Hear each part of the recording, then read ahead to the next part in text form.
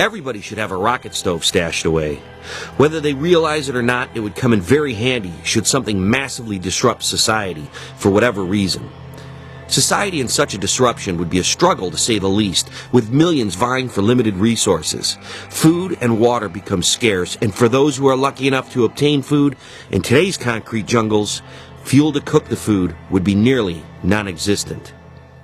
That's where the rocket stove shines. Even if the place you call home is surrounded by trees and not people, the rocket stove has one thing on all other forms of cooking: efficiency. The stove hinge is a different take on the rocket stove, and I decided to look at it because there were two features that stood out. It was collapsible and made of stainless steel.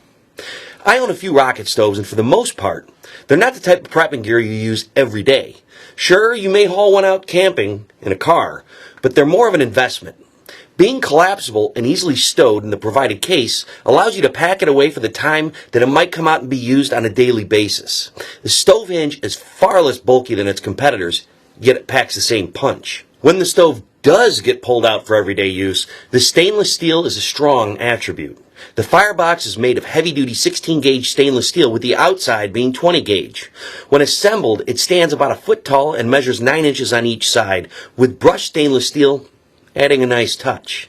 To show you the stove hinge in action, I did what any red-blooded American would do. I drove into the woods for absolutely no reason to cook some bacon.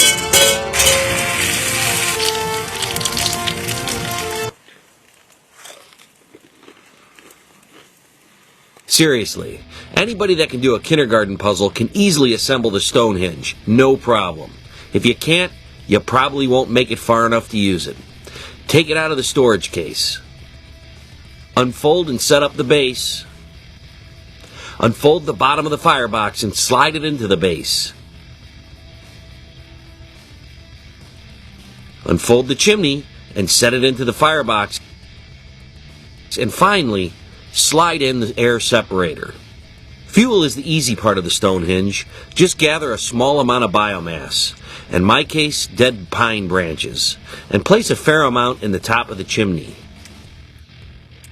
Since I was having some damp weather, I searched off the ground for some dead pine needles.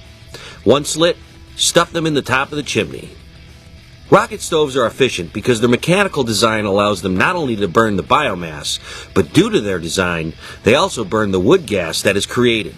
Whereas the typical campfire allows these gases to escape into the atmosphere, the stove hinge burns these gases as well, reaching temperatures up to 1700 degrees.